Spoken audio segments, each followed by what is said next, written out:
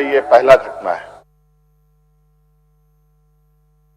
सरकार योजना 8 का तय किया है, जिसको बहुत तीव्र गति से काम शुरू करेंगे और विधि व्यवस्था से लेके हर तरह के सब दुरुस्त रहेगा। यहाँ की प्रदेश की जनता का देखिए, कौन कहता है जो कभी कुछ कहीं कम के वो कहता होगा, इसीलिए वैसा कोई बात नहीं। देखिए, उनका ही ये सब है, उनका आदत हो चुका है महाराष्ट्र से, बहुत जगह से उनका आदत बना है, इसीलिए हम उस परंपरा उस संस्कार से हम थोड़ा दूर है। इस तरह का हम नहीं कहीं कहते, उस तरह का हम जवाब देने को भी ठीक नहीं लगता। जगहों में गवर्नर पक्षपात करते हैं, तमिलनाडु, केरला, मणिपुर, जम्मू और कश्मीर, झारखंड, बिहार, गवर्नर वही करते हैं जो उनको कहा जाता है गृह मंत्रालय से और प्रधानमंत्री कार्यालय से। ये सब G2 का कारनामा है।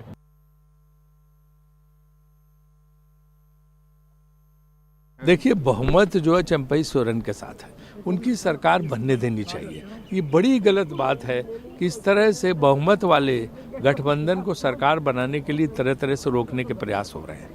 जनता इसका जवाब देगी, क्योंकि बहुत ही गलत चीज़ है। राजनीति में, लोकतंत्र में इस तरह की प्रवृत्तियों को बढ़ाने की कोशिशों को हमेशा जो है रोकना चाहिए। और ये बहुत गलत है भाजपा के उस पर कि वो जब उन्हें लग रहा है कि वो हार रहे हैं सदन में, तो मौका नहीं दे रहे हैं। Champai Soren, the newly elected Chief Minister of Jharkhand, did pass the trust vote today, 47 votes in favour. The numbers were never an issue, but the allegations that came to the fore on the floor of the Assembly, that will now trigger a big political fight between the India Alliance and the BJP. Shifting focus now to a CNN News 18 super exclusive. Rohan Bopanna is the world #1. He achieved that ranking at the age of 43. In an exclusive conversation on the Breakfast Club this morning, he shared his tennis journey, the efforts that he had to put in at his age, and how he remains to be ageless. What his routine is for that, listen in. Well, that's great, to know that insight, Rohan. Also, there was a time when people said you should age like wine. Now they say you should age like Rohan Bopanna. I'm sure that's a great moment for you as well. But I want to take you back for a minute to that winning moment, to that career-defining winning point. Take us back to what was going on in your head at that time. We've seen those pictures where you just went flat on the court like that. What was running? No, I think it was amazing, proud feeling, and most importantly, I mean, there was, you end up carrying this feel like you're carrying a burden of, whatever there is.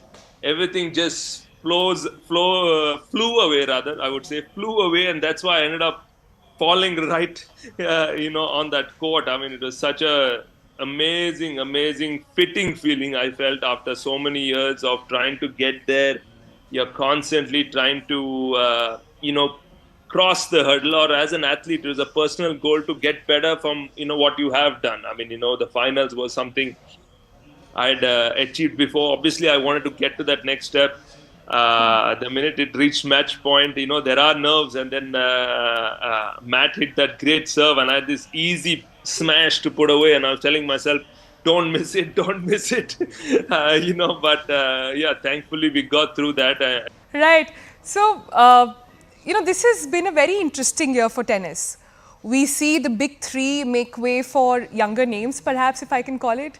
The conversation about age of the athlete somehow has taken center stage. And you are, of course, 43. Your partner, Matthew, is also in his late 30s.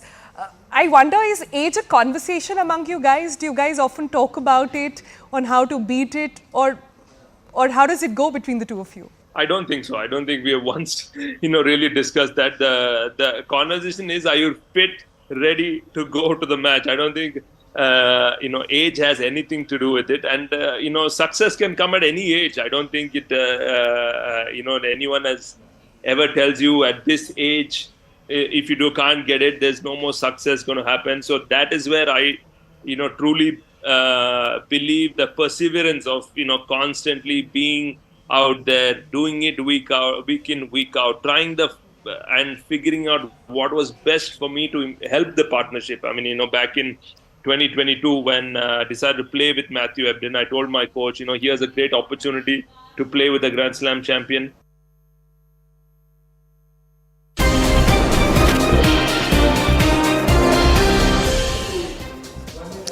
Good evening, hello and welcome. You're watching The Nation at 5. I'm Anusha Sonia. Top focus continues to be the anticipated address of the Prime Minister on the floor of the House in the budget session. The Prime Minister is expected to speak on a host of issues, not just the political issues that surround the country, but ahead of the Lok Sabha elections in just barely a couple of months away from for us. The address of the Prime Minister is going to be critical and important. We have also heard from Finance Minister Nirmala Sitharaman, and she spoke through her budget about the priorities of the government over the tempered position that the government has taken, whether it's the capital expenditure, whether it's the various other issues that continue to dominate the growing economy of our country. The dream of the $5 trillion economy, how we expect the private sector companies to pitch in, and more importantly, the mammoth focus of the government in creating infrastructure are some of the key issues that dominated the budget session. Interestingly, there's also this entire statement that has come in from the southern states, including the state of Karnataka, that there should be more emphasis on ensuring that the GST payments are made in time. Now, that's another North-South debate that continues to be of importance and will be a part, perhaps, of the political discourse going forward. My colleague Pallavi with us on the broadcast to give us more details on this entire story. Pallavi, we are counting down to the statement or the address of the Prime Minister on the floor of the House in just a few minutes from now. What can be expected? Well, it's going to be his last speech in the sense before the new Lok Sabha reconvenes, before the elections take place, and I'm sure he is going to reserve the best really for the opposition party. So there are plenty of issues on which the Prime Minister has to take on. Basically, technically speaking, whenever the President addresses both the sessions of the Parliament, what happens is there is a motion of thanks. We've been hearing those debates which have been taking place over the last 2 days in both the houses of Parliament. The Prime Minister, because he's the head of the government, responds to the motion of thanks. He's also going to give a list of the achievements of his government, the focus being on Vikas, on women empowerment, better job opportunities, digital India, how India is progressing. There has been a green shooting of the economy. Those are the points which I'm sure the Prime Minister is going to dwell on. But these are also very political speeches, Anusha. Never in the past, the Prime Minister has spoken on the motion of thanks after every session. He has always hit back at the opposition parties. And there's much that opposition parties can be accused of. The Ram Mandir is also some issue which I expect the Prime Minister would touch upon. The fact that opposition parties refuse to be a part of it. How the divisive tendencies of the opposition parties, like some of their comments, the difference that they make. In fact, you're talking about the North-South debate. That's also something which the Prime Minister possibly could talk about. I don't differentiate between North and South. I'm the Prime Minister of the country, and for me, every state, every person matters. I think these are the main points that he would want to touch upon. If I go by precedence, Anusha, then he has always used this occasion to rise up, hit out at the opposition on the basis of facts, not just on the basis of optics or on the basis of the semantics, but on the basis of facts, giving a blow-by-blow account on where the opposition has gone wrong and how it is ultimately the people who have decided.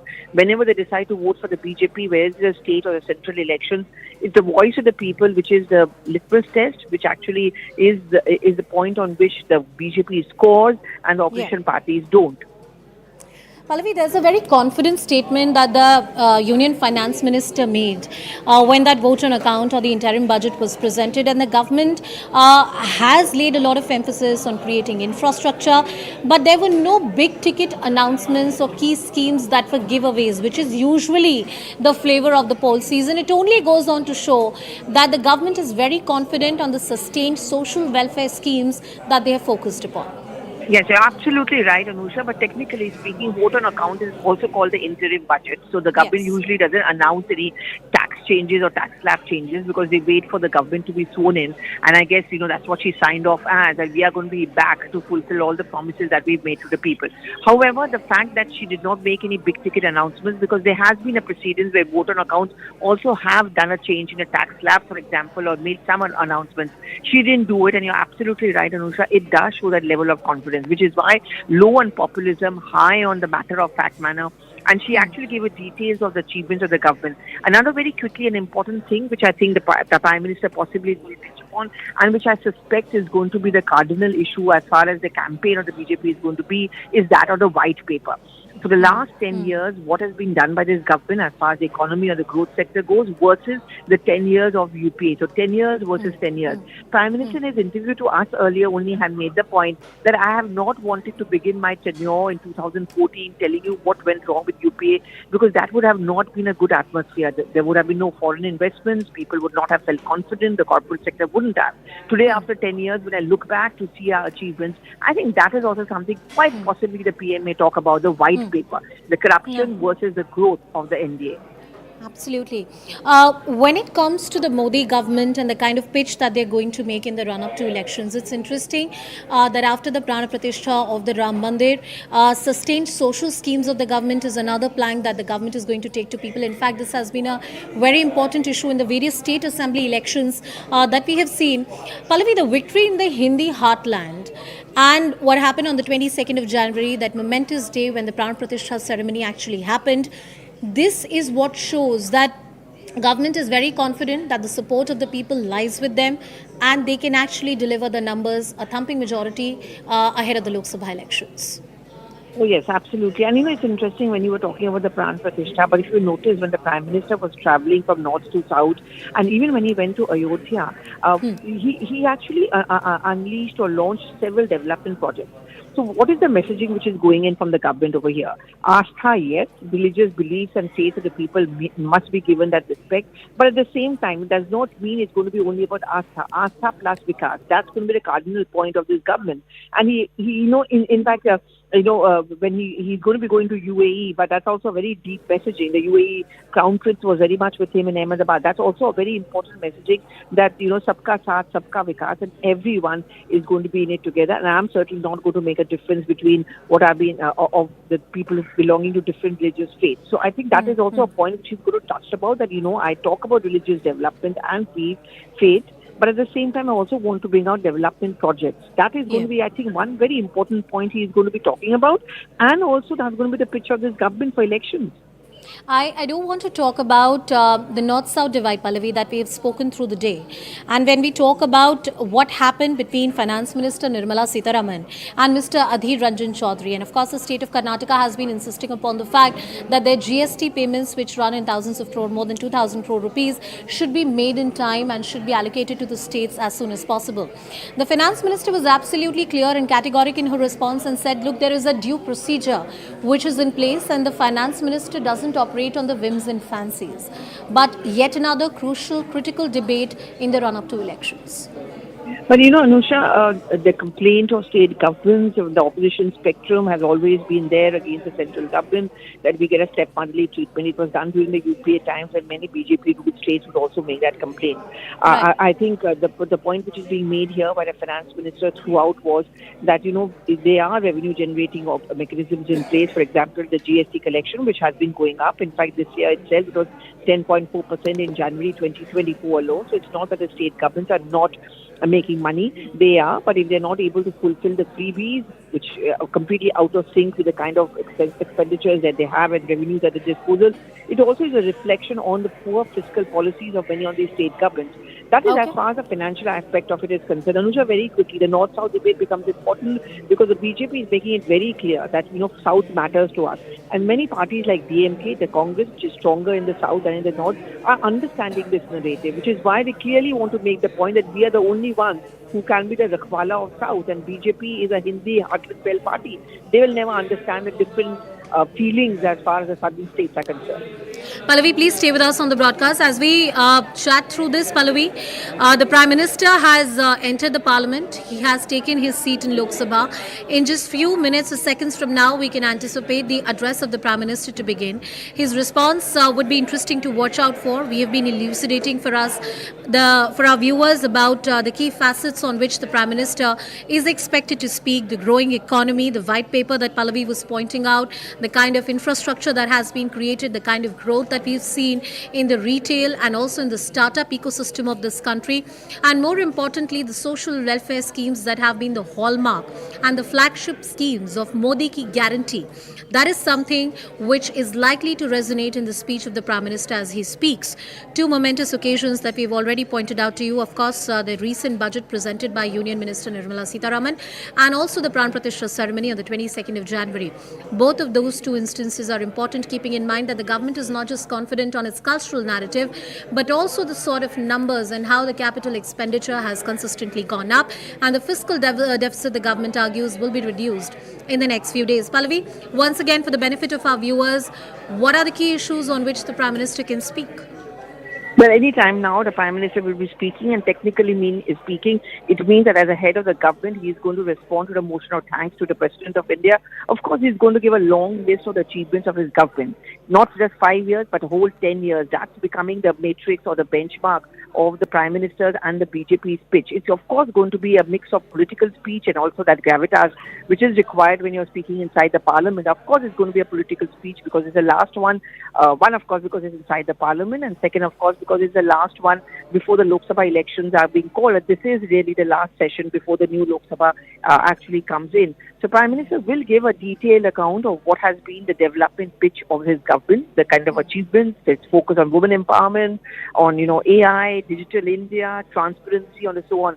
But of course, I think I would be particularly interested in to listen to what he has to say about the opposition parties. Rahul Gandhi, of course, is going to be conspicuous by his absence because he's on the Bharat Jodo Nyaya Yatra.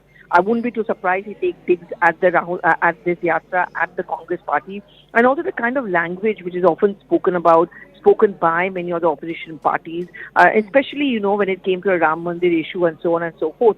The fact that in the elections, people did not choose the opposition parties and they chose for the BJP. He's likely to take pot shots at the India front, also, which is coming up. As I said, it's going to be a political as well as a gravitative speech, which one expects from the Prime Minister inside the Parliament. Pallavi, let's also spare a moment, and since you touched upon the language of the opposition, it's interesting how after the change of government in the state of Bihar and how after Nitish Kumar changed sides, the opposition unity, quote unquote, is in complete tatters. So there would be no surprise if there are few jibes or punches which are not held back. Well, you're being generous when you say few. I would expect some more, actually, Anusha. In happier days, a JDU perhaps would have been in the opposition benches, but today they're going to be on the treasury side. They are now an ally of the BJP, and they are the test case of what has gone wrong with the India front. Also, the fact that the Trinamool Congress also has reserved some of his most caustic comments for Rahul Gandhi and for the Congress party. Adhir Ranjan Chaudhary, mind you, is going to be there inside the Lok Sabha. For all you know, the Prime Minister may make a comment on that. And, Adhir Ranjan Chaudhary has been someone who has been the target of the Prime Minister's friendly jibe. So, through Adhir Ranjan Chaudhary, quite possible that the Prime Minister also takes pot shots at the Congress party. And Adhir versus Mamata Banerjee comments we heard during the leg of the yatra, and it's going on. So that is something which the Prime Minister may speak about. So in any time now, we can expect the Prime Minister to speak. And I'm also bring up the fact that the India front, which was envisaged as different people coming together, he's going to make the point that this is actually a coming together of the corrupt forces. People who have not been able to stay together. So whether you see it in Bengal, whether you saw it in Bihar, in Jharkhand also, Hemant.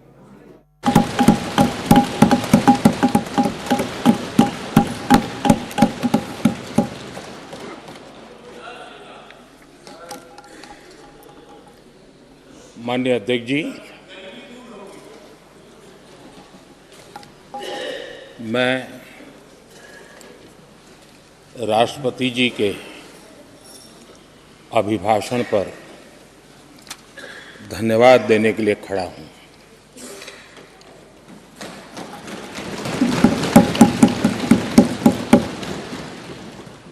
संसद के इस नए भवन में जब आदरणीय राष्ट्रपति जी हम सबको संबोधित करने के लिए आई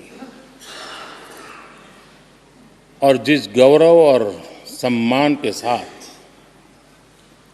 सेंगोल पूरे प्रोसेसन का नेतृत्व कर रहा और हम सब उसके पीछे पीछे चल रहे थे। नए सदन में ये नई परंपरा भारत के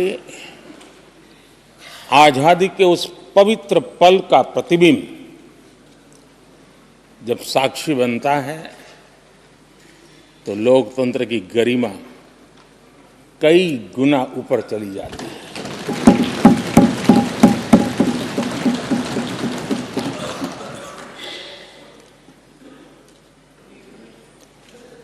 ये 75वां गणतंत्र दिवस,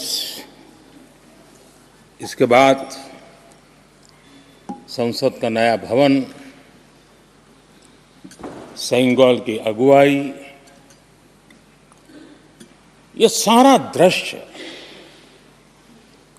अपने आप में बहुत ही प्रभावी था।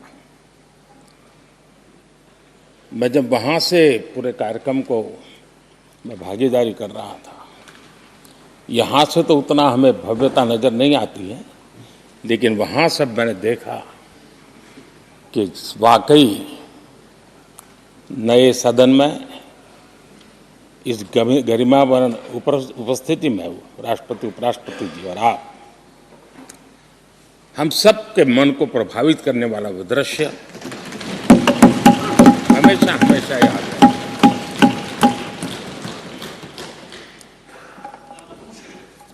जिन माननीय करीब 60 से ज़्यादा माननीय सदस्यों ने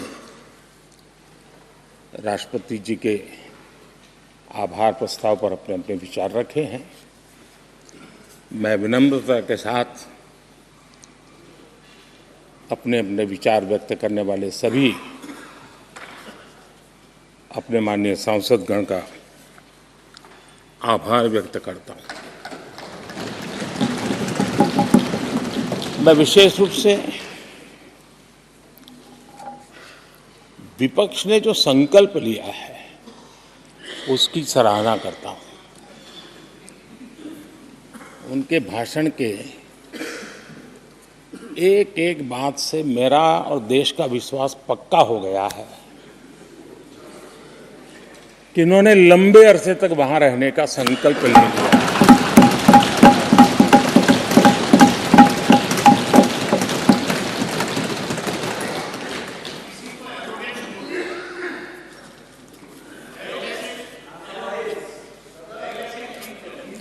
आप कई दशक तक जैसे यहां बैठे थे, वैसे ही कई दशक तक वहां बैठने का आपका संकल्प,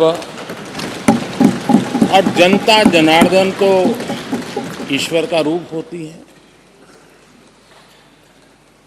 और आप लोग जिस प्रकार से इन दिनों मेहनत कर रहे हैं, मैं पक्का मानता हूं कि ईश्वर रूपी जनता जनार्दन आपको जरूर आशीर्वाद देगी, और आप जिस ऊंचाई पे हैं उससे भी अधिक ऊंचाई पर जरूर पहुंचेंगे और अगले चुनाव में दर्शक दिशा में दिखेंगे।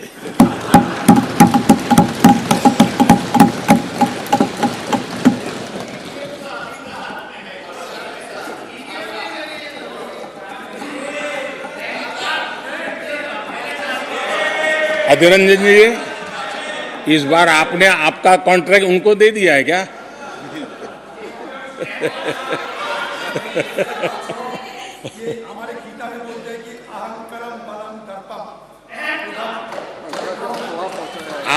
आपने इन्हीं चीजों को पचाया है।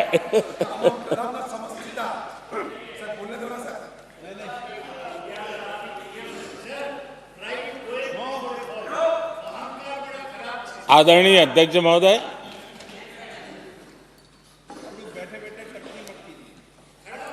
मैं देख रहा हूं कि आप में से बहुत लोग चुनाव लड़ने का हौसला भी खो चुके हैं, और मैंने सुना है बहुत लोग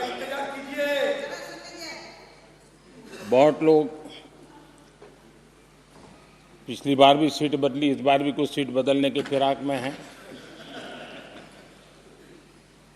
और मैंने सुना है बहुत लोग अब लोकसभा के बजाय राज्यसभा में जाना चाहते हैं।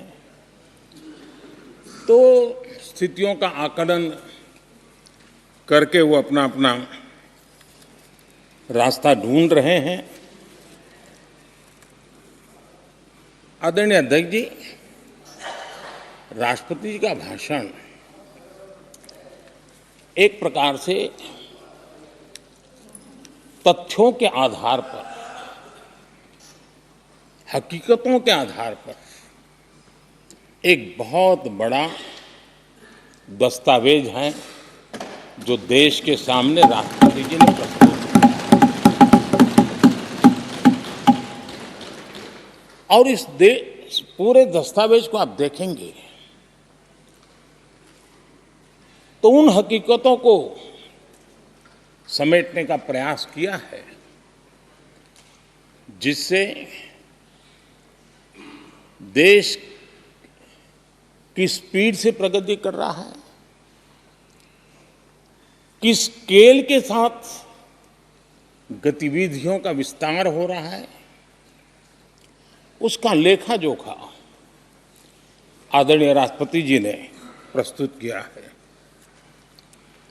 आदरणीय राष्ट्रपति जी ने भारत के उज्जवल भविष्य को ध्यान में रखते हुए 4 मजबूत स्तंभों पर हम सबका ध्यान केंद्रित किया है और उनका सही आकलन है कि देश के 4 स्तंभ जितने ज्यादा मजबूत होंगे, जितने ज्यादा विकसित होंगे, जितने ज्यादा समृद्ध होंगे, हमारा देश उतना ही समृद्ध होगा, उतना ही तेजी से समृद्ध होगा। और उन्होंने इन 4 स्तंभों का उल्लेख करते हुए देश की नारी शक्ति, देश की युवा शक्ति, देश के हमारे गरीब भाई बहन और देश के हमारे किसान, हमारे मछुआरे, हमारे पशुपालक, उनकी चर्चा की है। इनके सशक्तिकरण के माध्यम से राष्ट्र के विकसित भारत के लक्ष्य को प्राप्त करने की जो राह है, उसका स्पष्ट दिशा निर्देश आदरणीय राष्ट्रपति जी ने कहा है। अच्छा होता, हो सकता है आपके यहाँ फिशरमैन माइनॉरिटी के ना हो सकता है आपके यहाँ पशुपालक माइनॉरिटी के ना हो सकता है किसान आपके यहाँ माइनॉरिटी के ना हो सकता है महिलाएं आपके यहाँ माइनॉरिटी में ना हो सकता है कि आपके यहाँ युवा में माइनॉरिटी। क्या हो गया है दादा? क्या देश के युवा जी की बात होती है? समाज के सब वर्ग नहीं होते हैं? क्या देश की नारी की बात होती है? देश की सभी नारी नहीं होती है? कब तक टुकड़ों में सोचते रहोगे? कब तक समाज को बांटते रहोगे? सब सीमा करो, बहुत तोड़ा देश को।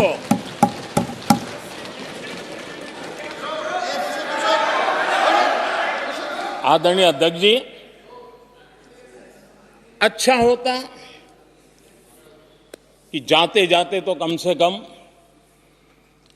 इस चर्चा के दरमियान कुछ सकारात्मक बातें होती, कुछ सकारात्मक सुझाव आते, लेकिन हर बार की तरह आप सब साथियों ने देश को बहुत निराश किया, क्योंकि आपकी सोच की मर्यादा देश समझ पा रहा है और उसको बार बार दर्द होता है कि ये दशा है इनकी सोचने की मर्यादा इतनी है। आदरणीय अध्यक्ष जी, नेता तो बदल गए लेकिन टेप रिकॉर्डर वही बज रही है, वही बातें, कोई नई बात आती नहीं और पुरानी ढपली और पुराना राग वही चलता रहता है आपका। चुनाव का वर्ष था, थोड़ी मेहनत करते, कुछ नया निकाल करके लाते, जनता को जरा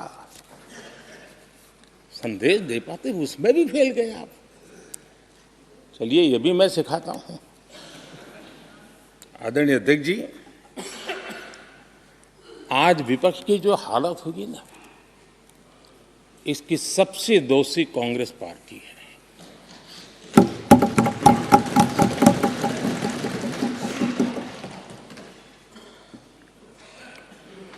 कांग्रेस को एक अच्छा विपक्ष बनने का बहुत बड़ा अवसर मिला, और 10 साल कम नहीं होते, लेकिन 10 साल में उस दायित्व को निभाने में भी वे पूरी तरह विफल गए। और जब खुद विफल हो गए तो विपक्ष में और भी होनहार लोग हैं, उनको भी उभरने नहीं दिया, क्योंकि फिर मामला और गड़बड़ हो जाए। इसलिए हर बार यही करते रहे कि और भी विपक्षी जो तेजस्वी लोग हैं उनको दबा दिया जाए।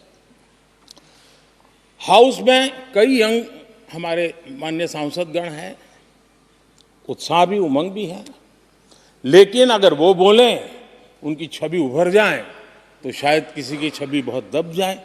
उस चिंता में इस यंग जनरेशन को मौका न मिले, हाउस को ही चलने नहीं दिए गए। यानी एक प्रकार से इतना बड़ा नुकसान कर दिया है, खुद का भी, विपक्ष का भी, संसद का भी और देश का भी। और इसलिए, और मैं हमेशा चाहता हूं कि देश को एक स्वस्थ अच्छे विपक्ष की बहुत जरूरत है।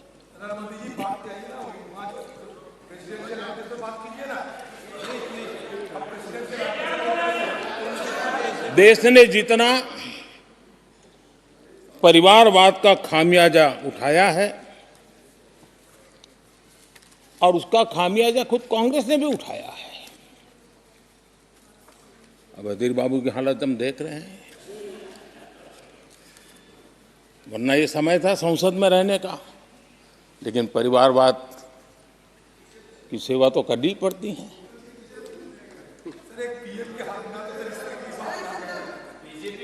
आदरणीय अध्यक्ष जी, अब हालत देखिए, हमारे खड़गे जी इस सदन से उस सदन शिफ्ट हो गए, और गुलाम नबी जी तो पार्टी से ही शिफ्ट कर गए। ये सब परिवारवाद के भेंट चढ़ गए। एक ही प्रोडक्ट बार बार लॉन्च करने के चक्कर में कांग्रेस की दुकान ताला लगने की नौबत आ गई है।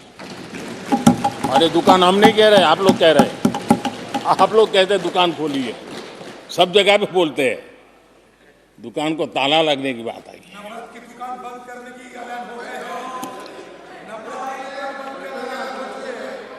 यहां हमारे दादा अपनी आदत छोड़ नहीं पाते हैं, वहां से बैठे बैठे कमेंट कर रहे हैं परिवारवाद की। मैं जरा समझा देता हूं, आज माफ करना अध्यक्ष महोदय, मैं जरा समय ले रहा हूं। आज हम किस परिवारवाद की चर्चा करते हैं? अगर किसी परिवार में अपने बलबूते पर जन समर्थन से एक से अधिक अनेक लोग अगर राजनीतिक क्षेत्र में भी प्रगति करते हैं, उसको हमने कभी परिवारवाद नहीं कहा है। हम परिवारवाद की चर्चा वो करते हैं जो पार्टी परिवार चलाता है, जो पार्टी परिवार के लोगों को प्राथमिकता देती है, जो पार्टी के सारे निर्णय परिवार के लोग ही करते हैं, वो परिवारवाद है। न राजनाथ जी की कोई पॉलिटिकल पार्टी है, न अमित शाह की कोई पॉलिटिकल पार्टी है। और इसलिए जहां एक परिवार को पार्टियां लिखी जाती हैं, वो लोकतंत्र में उचित नहीं है। लोकतंत्र में पार्टी अनेक, एक परिवार के 10 लोग राजनीति में आए, कुछ बुरा नहीं है। हम तो चाहते हैं नौजवान लोग आए।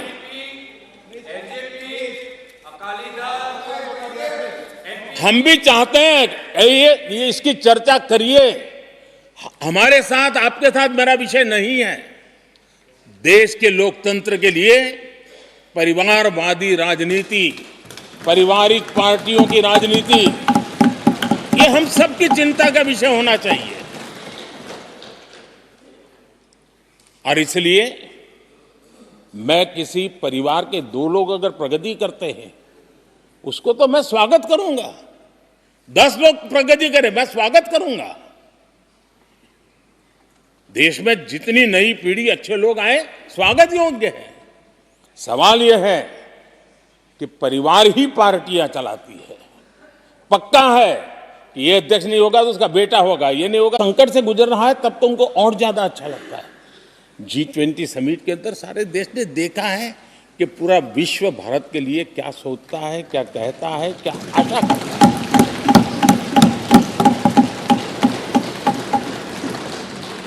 और इन सारे 10 साल के कार्यकाल के अनुभव के आधार पर आज की मजबूत अर्थव्यवस्था को देखते हुए, जिस तेज गति से भारत विकास कर रहा है,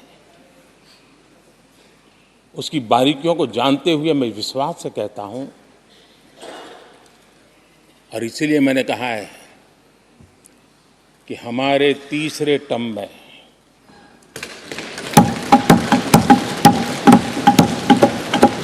भारत दुनिया की तीसरी बड़ी आर्थिक ताकत बनेगा।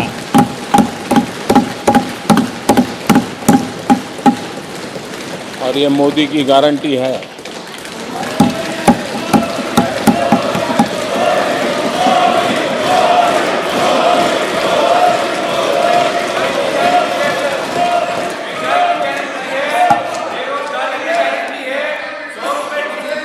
माननीय अध्यक्ष जी, इनको पहले मौका नहीं दिया था क्या? सबको मौका दिया है ना? हाँ,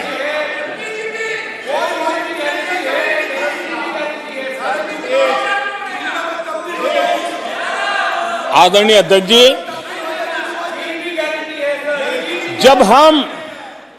जब हम दुनिया की तीसरी बड़ी आर्थिक शक्ति बनकर के उभरेंगे कहते हैं, तो हमारे विपक्ष में बैठे कुछ साथी कैसा कुतर्क देते हैं। वो कहते हैं इसमें क्या है, ये तो अपने आप हो जाएगा। क्या कमाल है आप लोगों की। मोदी का क्या है, ये तो अपने आप हो जाएगी। मैं जरा सरकार की भूमिका क्या होती है इस सदन के माध्यम से देश को और विशेष करके देश के युवा मन को बताना चाहता हूं, देश की युवा शक्तियों को बताना चाहता हूं कि होता कैसे है और सरकार की भूमिका क्या होती है। आदरणीय अध्यक्ष जी, 10 साल पहले 2014 में फरवरी महीने में जो इंटरिम बजट आया था, उस समय कौन लोग बैठे थे आपको तो मालूम ही है, देश को ही मालूम है। जो 10 साल पहले इंटरिम बजट आया था, उसे पेश करते समय उस समय के वित्त मंत्री ने जो कहा था, मैं उसको कोट कर रहा हूं, और एक एक शब्द बड़ा मूल्यवान है जी। जब आप लोग कहते हैं ना कि तो अपने आप तीसरे नंबर पर जा ही जाएगा, ऐसा कहते हैं, उनको जरा समझना चाहिए। ये उन्होंने क्या कहा था, I now wish to look forward and outline a vision for the future. Vision for the future. पूरे ब्रह्मांड के सबसे बड़े अर्थशास्त्री बोल रहे थे। I now wish to look forward and outline a vision for the future. आगे कहते हैं, I wonder how many have noted the fact that India's economy, in terms of the size of its GDP, is the 11th largest in the world. यानी 2014 में 11 number पहुंचने पर क्या गौरवगान होता था। आज 5 पर पहुंच गए और आपको क्या हो गया? क्या हो गया? आदरणीय अध्यक्ष जी, आदरणीय अध्यक्ष जी, आदरणीय अध्यक्ष जी, आदरणीय अध्यक्ष जी, आदरणीय अध्यक्ष जी, आदरणीय अध्यक्ष जी, मैं आगे पढ़ रहा हूं। गोगोई जी, थैंक यू, आपने अच्छा कहा। मैं आगे पढ़ रहा हूं, ध्यान से सुनिए साथियों, ध्यान से सुनिए। उन्होंने कहा था is the 11th largest in the world. बड़ा गौरव का बात था। There are great things in the store. आगे वो कह रहे हैं there are great things in store. फिर आगे कहते हैं there is a well argued view that in the next 3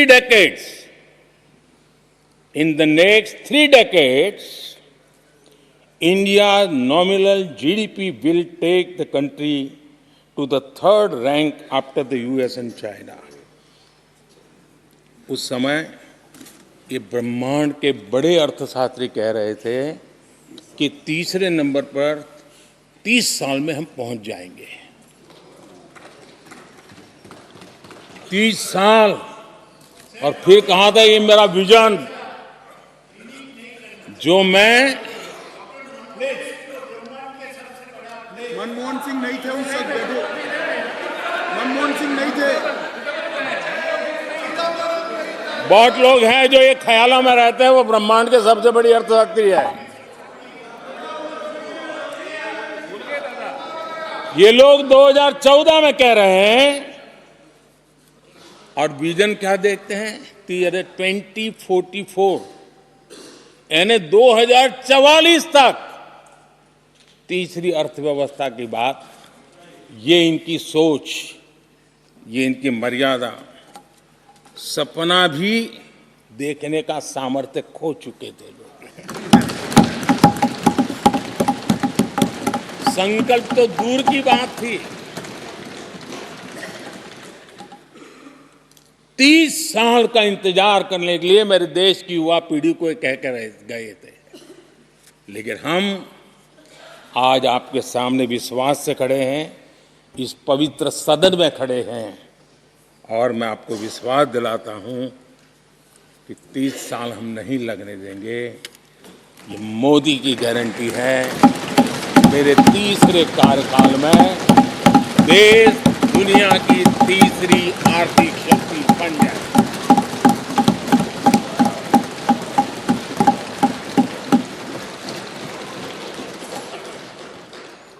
कैसे लक्ष्य रखते थे, उनकी सोच कहां तक जाती थी, दया आती है।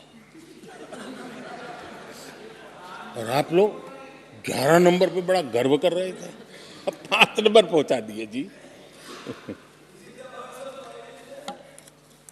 लेकिन अगर 11 पर पहुंचने से आपको खुशी होती थी तो 5 नंबर पहुंचने पर भी खुशी होनी चाहिए। देश 5 नंबर पर पहुंच जाए, आपको खुशी होनी चाहिए। इस बीमारी में फंसे पड़े हो। आदरणीय अध्यक्ष जी, भाजपा सरकार की काम करने की स्पीड, हमारे लक्ष्य कितने बड़े होते हैं, हमारा हौसला कितना बड़ा होता है, वो आज पूरी दुनिया देख रही है।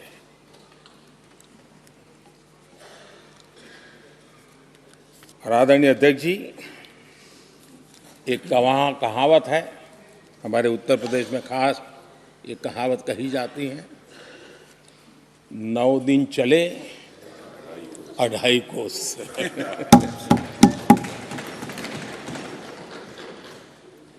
और मुझे लगता है कि ये कहावत पूरी तरह कांग्रेस को परिभाषित कर देती है। ये कांग्रेस की सुस्त रफ्तार, कांग्रेस की सुस्त रफ्तार का कोई मुकाबला नहीं। आज देश में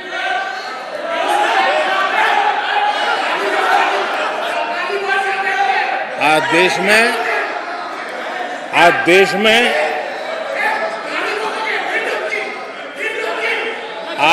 में जिस रफ्तार से काम हो रहा है, कांग्रेस सरकार इस रफ्तार की कल्पना भी नहीं कर सकती। आदरणीय अध्यक्ष जी, शहरी गरीबों के लिए हमने गरीबों के लिए 400 घर हमने गरीबों के लिए, आदरणीय अध्यक्ष जी, हमने गरीबों के लिए 4 करोड़ घर बनाए।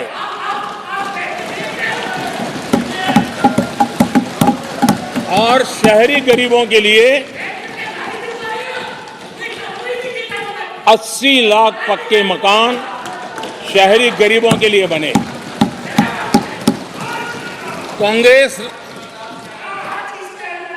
अगर कांग्रेस की रफ्तार से घर बने होते तो क्या हुआ होता, मैं इसका हिसाब लगाता हूं। अगर कांग्रेस की जो रफ्तार थी उस प्रकार से चला होता तो 100 साल लगते, इतना काम करने में 100 साल लगते, 5 पीढ़ियां गुजर जाती। आदरणीय अध्यक्ष जी, 10 वर्ष में 40,000 किलोमीटर रेलवे ट्रैक का इलेक्ट्रिफिकेशन हुआ। अगर कांग्रेस की रफ्तार से देश चलता, इस काम को करने में 80 साल लग जाते। एक प्रकार से 4 पीढ़ियां गुजर जाती। आदरणीय अध्यक्ष जी, हमने 17 करोड़ अधिक गैस कनेक्शन दिए। ये मैं 10 साल का हिसाब दे रहा हूं। अगर कांग्रेस की चाल से चलते तो ये कनेक्शन देने में और 60 साल लग जाते। 3 पीढ़ियां धुएं में खाना पकाते पकाते गुजर जाती। आदरणीय अध्यक्ष जी, हमारी सरकार ने सैनिटेशन कवरेज 40% से 100% तक पहुंची है। अगर कांग्रेस की रफ्तार होती तो ये काम होते होते 60-70 साल और लगते और कम से कम 3 पीढ़ियां गुजर जाती, लेकिन गारंटी नहीं होता कि नहीं होता। आदरणीय अध्यक्ष जी, कांग्रेस की जो मानसिकता है, जिसका देश को बहुत नुकसान हुआ है, कांग्रेस ने देश के सामर्थ्य पर कभी भी विश्वास नहीं किया। वे अपने आप को शासक मानते रहे और जनता जनार्दन को हमेशा कमतर आंकते गए, छोटा आंकते गए। आदरणीय अध्यक्ष जी, देश के नागरिकों के लिए कैसा सोचते थे, मैं जानता हूं, मैं नाम बोलते ही उनको जरा चुभन होगी, लेकिन 15 अगस्त लाल किले से प्रधानमंत्री नेहरू ने जो कहा था वो मैं जरा पढ़ता हूं। लाल किले से भारत के प्रथम प्रधानमंत्री ने जो कहा था वो पढ़ रहा हूं, नेहरू जी ने। उन्होंने कहा था, हिंदुस्तान में काफी मेहनत करने की आदत आम तौर से नहीं है। हम इतना काम नहीं करते जितना कि यूरोप वाले या जापान वाले या चीन वाले या रूस वाले या अमेरिका वाले करते हैं। ये नेहरू जी लाल किले से बोल रहे हैं। यह न समझिए यह न समझिए कि यह न समझिए कि वह कौमें, ये न समझिए कि वह कौमें कोई जादू से खुशहाल हो गई। वो मेहनत से हुई है और अक्ल से हुई है। ये उनको सर्टिफिकेट दे रहे हैं, भारत के लोगों को नीचा दिखा रहे हैं। यानी नेहरू जी की भारतीयों के प्रति सोच थी कि भारतीय आलसी है। नेहरू जी की भारतीयों के लिए सोच थी कि भारतीय कम अक्ल के लोग होते हैं। और आदरणीय अध्यक्ष जी, इंदिरा जी की सोच भी उससे ज्यादा अलग नहीं थी। इंदिरा जी ने जो लाल किले से 15 अगस्त को कहा था, लाल किले से 15 अगस्त को इंदिरा जी ने कहा था, दुर्भाग्यवश हमारी आदत ये है कि जब कोई शुभ काम पूरा होने को होता है तो हम आत्मतुष्टि की भावना से ग्रस्त हो जाते हैं, और जब कोई कठिनाई आ जाती है तो हम नाउम्मीद हो जाते हैं। कभी कभी तो ऐसा लगने लगता है कि पूरे राष्ट्र ने ही पराजय भावना को अपना लिया है। आज कांग्रेस के लोगों को देख करके लगता है कि इंदिरा जी भले देश के लोगों का आकलन सही न कर पाए, लेकिन कांग्रेस का एकदम सटीक आकलन उन्होंने किया।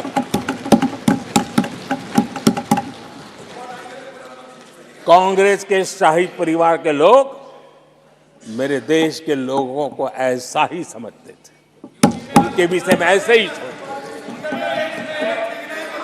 और आज भी वही सोच देखने को मिलती है। माननीय अध्यक्ष जी,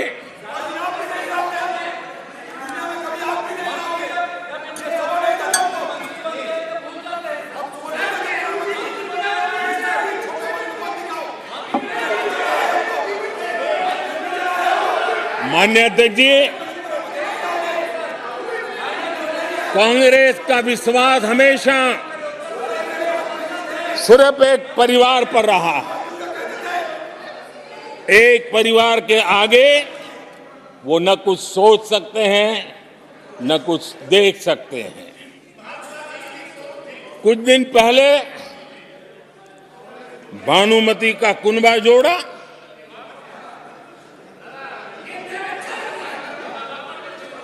लेकिन फिर एकला चलो रे करने लग गए। कांग्रेस के लोगों ने नया मोटर मैकेनिक का काम सीखा है, और इसलिए अलाइनमेंट क्या होता है उसका ज्ञान तो हो गया होगा, लेकिन मैं देख रहा हूं अलायंस का ही अलाइनमेंट बिगड़ गया।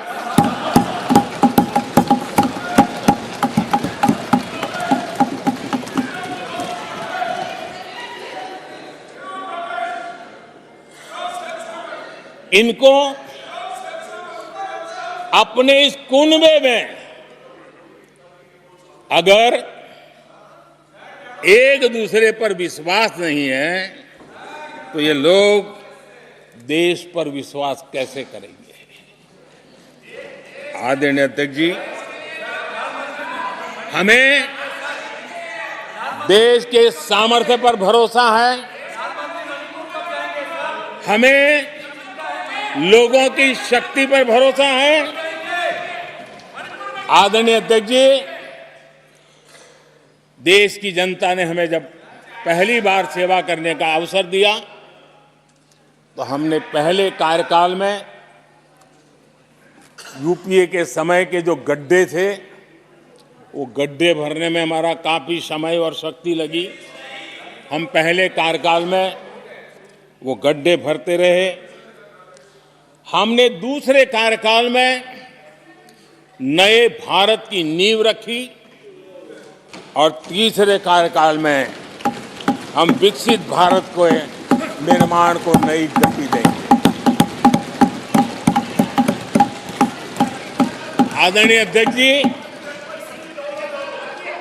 पहले कार्यकाल में हमने स्वच्छ भारत, उज्ज्वला,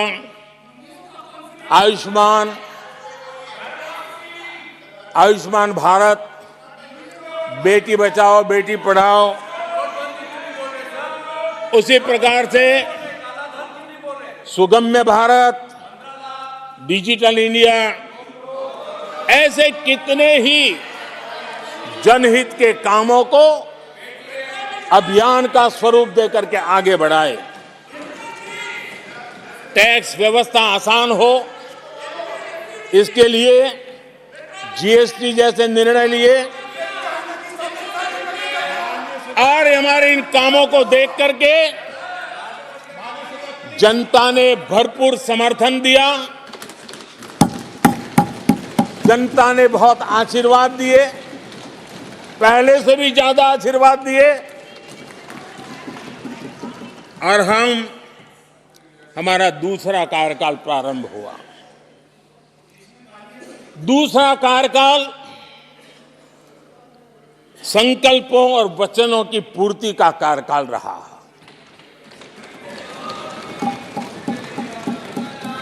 जिन उपलब्धियों hate relationship with ice baths, I think, and today I actually love it. It's become no choice. Yeah, but let me sort of break it down. Before, you mentioned ice baths, right? But I hear you have a lot of yoga also happening off late. So share with our viewers your fitness regime, this age-beating fitness regime that Rohan Bopanna has. What does it entail?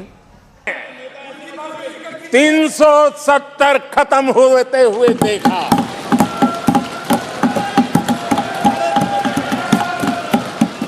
इन्हीं माननीय सांसदों के आंखों के सामने और उनके vote की ताकत से 370 गया।